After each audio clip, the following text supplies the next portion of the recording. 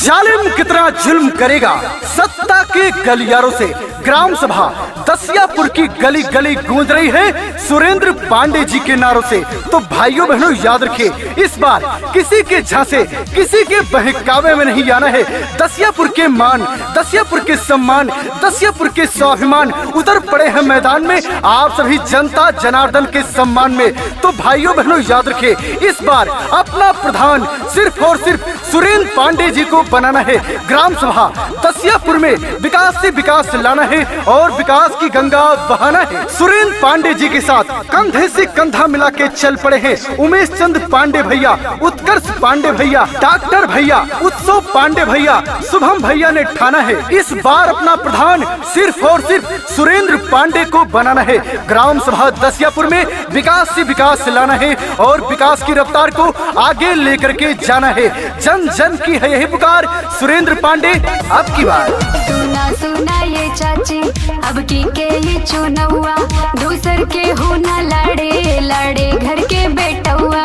सुना सुना ये चाची अब की के ही चुनौआ, दूसर के हो ना लड़े लड़े घर के बेटौआ। हाँ, दसियापुर की जनता ने ठाना है सुरेंद्र पांडे को अब की जिताना है। प्रधानी अपना अब की बनाना है, सुरेंद्र पांडे को अब की जिताना है। सुरेंद्र पांडे भैया का वादा है, अगर वो प्रधान बनते हैं तो ग्राम सभा दसियापुर में हर पात्र व्यक्तियों को कॉलोनी देने का काम किया जाएगा, हर पात्र व्यक्तियों को विधवा पेंशन देने का काम किया जाएगा, हर पात्र व्यक्तियों को वृद्धा पेंशन देने का काम किया जाएगा, हर पात्र व्यक्तियों को विकलांग पेंशन देने का काम किया जाएगा और हर घर में शौचालय देने का काम किया जाएगा। गली गली में पानी, गली गली में आरसीसी रोड बनवाने का काम किया जाएगा। तो भाइयों बहनों याद रखिए, ऐसे प्रगतिशील प्रत्याशी को भुलाना नहीं है। इस बार ग्राम सभा दसियापुर से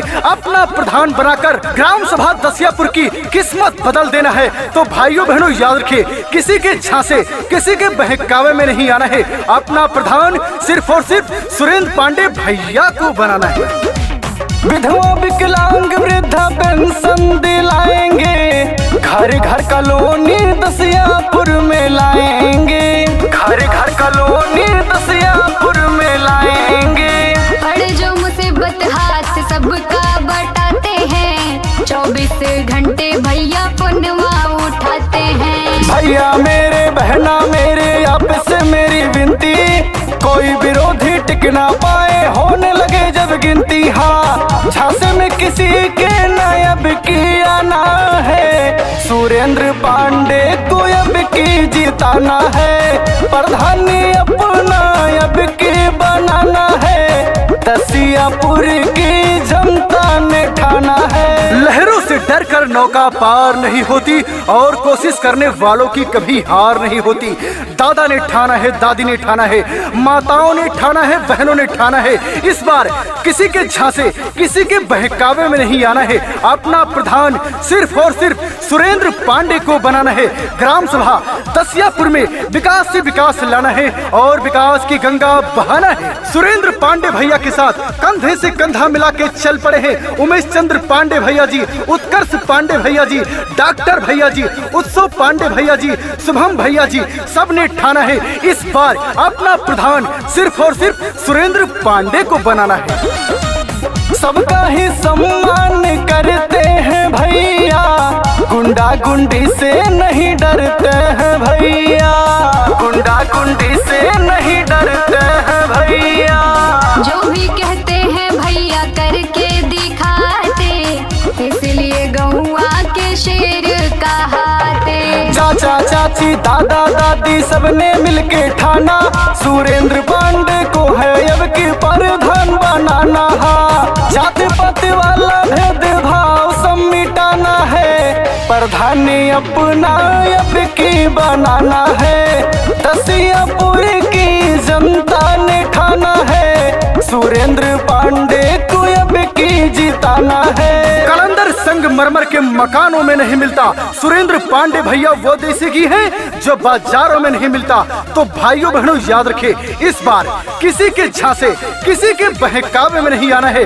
दसियापुर की किस्मत को चमकाना है, गोंडा जिले में टॉप पे लेके जाना है। तो सिर्फ और सिर्फ अपना प्रधान सुरेंद्र पांडे को बनाना है और अपने क्षेत्र में विकास से विकास लाना है।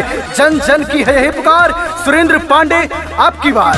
बहुत फड़फड़ा चुके कबूतर बाज उड़ने वाला है, दसियापुर का प्रधान बदलने वाला है, दसियापुर का प्रधान बदलने वाला है। जो भी कहते हैं भैया करके दिखाते, इसलिए गौआ के शेर कहाते। गली गली में बिजली पानी पक्की रोड बनाएंगे, सुरेंद्र पांडे भैया अगर जीत के आएंगे। अंकित तिवारी का ये सबसे बताना है, सुरेंद्र पांडे को अब की जिताना है। दसियापुर की जनता ने ठाना है, सुरेंद्र पांडे को अब की जिताना है।